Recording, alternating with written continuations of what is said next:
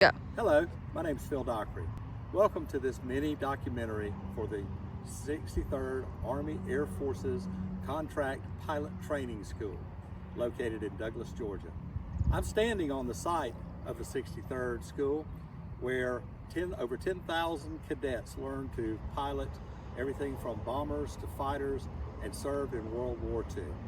I hope that you get something from this presentation that you're able to take into the world with you and to understand the importance of local history to our entire world history. Enjoy. From the final days of World War I, the United States military planners prepared for various war possibilities, with particular focus on Europe and Japan in the Pacific.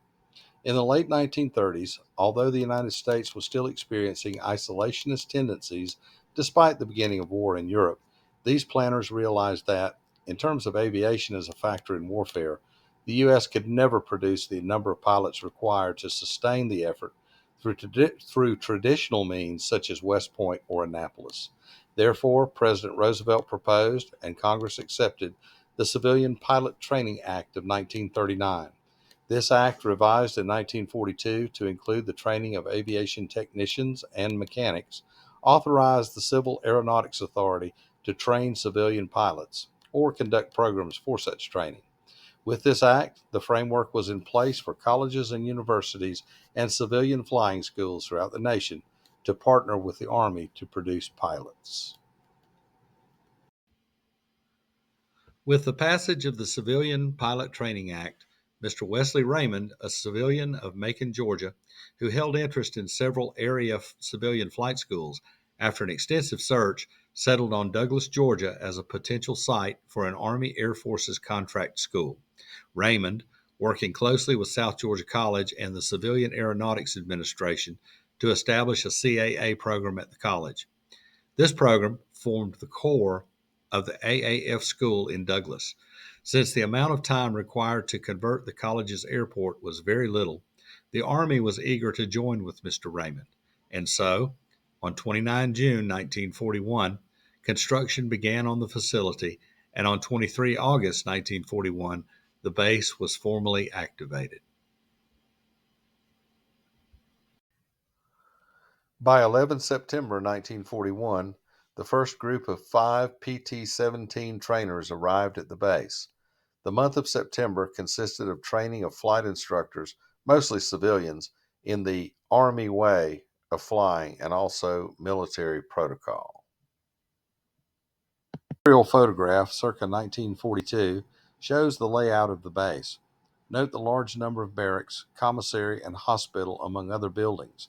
The hangar can be seen in the photo as well, comparable to most Army posts of the period.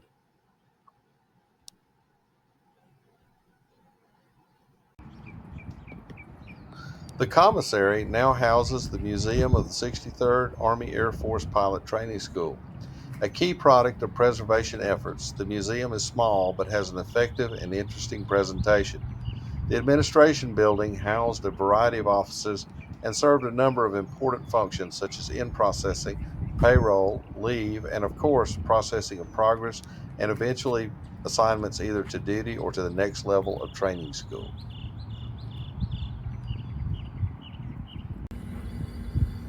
This video shows many of the buildings, many with original construction features, after preservation efforts by private groups in the city of Douglas. Here we can get some idea how large the area is. Of course, this allowed for induction into the Army way of life, such as marching, officer protocols, etc. The drill field, with barracks on either side, was a focal point for learning military protocol, as well as to recognize the beginning of another day.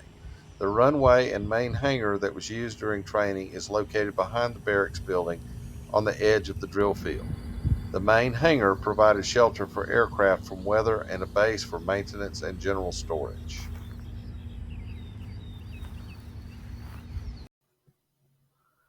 Here is one of the barracks.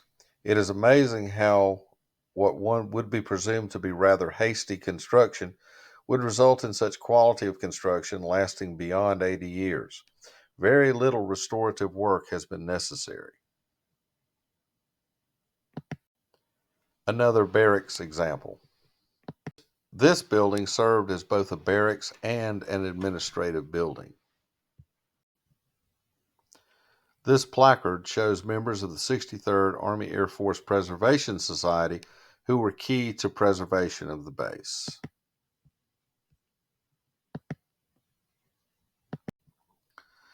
This barracks building shows some damage recently suffered during Hurricane Helene in September of 2024. The construction quality is impressive. Many local homes and businesses in the Douglas, Georgia area did not fare as well with Helene as these buildings did. This is the hangar around 1942. This was the single hangar available for storage, maintenance, and repair of the PT-17 aircraft. This hangar is still in use today as part of the Douglas Airport and Harless Aviation. This photo shows the administration building again, but note the flagpole. This was where the flights of cadets would meet in the morning and evening as the flag was raised or lowered at the appropriate time. This was known as Reveille and Retreat. It was very important to the military day. These cadets certainly look eager to learn. According to Cadet Blair Watson, class of 1943, Section C, flying lessons were in either a morning or afternoon session, with classes scheduled for the non-flying time. Physical training, or PT, occurred after classes.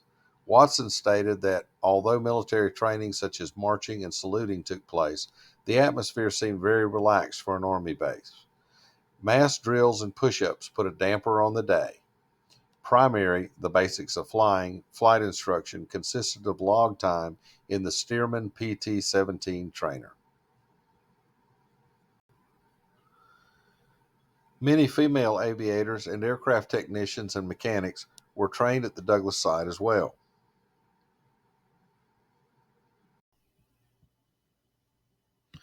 This is another view of unidentified cadets in the classroom learning the basics of flying. The basic class consisted of approximately 8 weeks of ground instruction, flight training in the PT-17, and military protocol.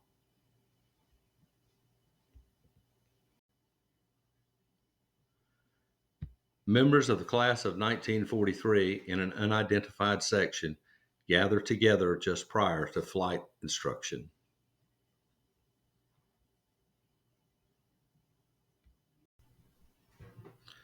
This lone cadet that stands beside a PT-17 trainer, apparently after or just before flight instruction.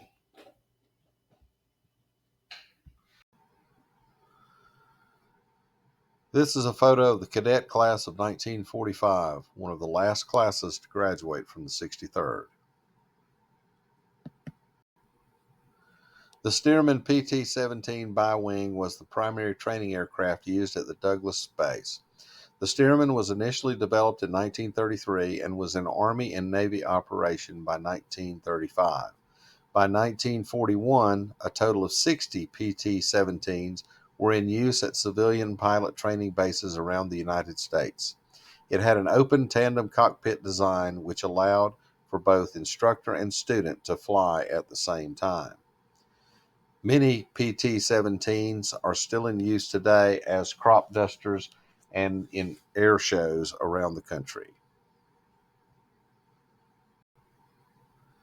Here you can clearly see the open tandem cockpit design of the Stearman PT-17. The PT-17 in flight. Here you can see the cockpit occupied by student and instructor. This was around 1943 in Douglas.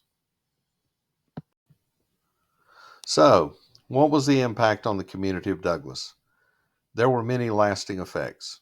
In the first place, the local economy benefited from government defense funding and the presence of cadets for nearly 4 years. And of course, the citizens benefited from exposure to individuals from many areas of the nation.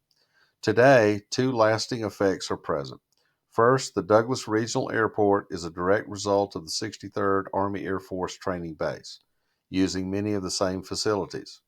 Secondly, the site of the 63rd AAF is a point of local pride as it is a registered historic site, a veterans park, and boasts a museum for visitors to enjoy.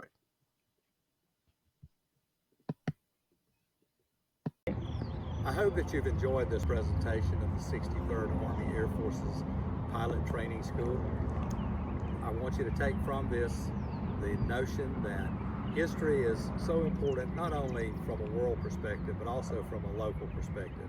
The impact that the 63rd Cadets and Purpose had on the community of Douglas was a very important one. But more than that, this community helped to produce much needed pilots for the war effort in both Europe and in the Pacific. Through their efforts, they were able to man the aircraft that changed the tide of war for democracy. I would like to thank the 63rd Army Air Force Preservation Society and also Ms. Reese Robinson for her work with the camera. Thank you very much.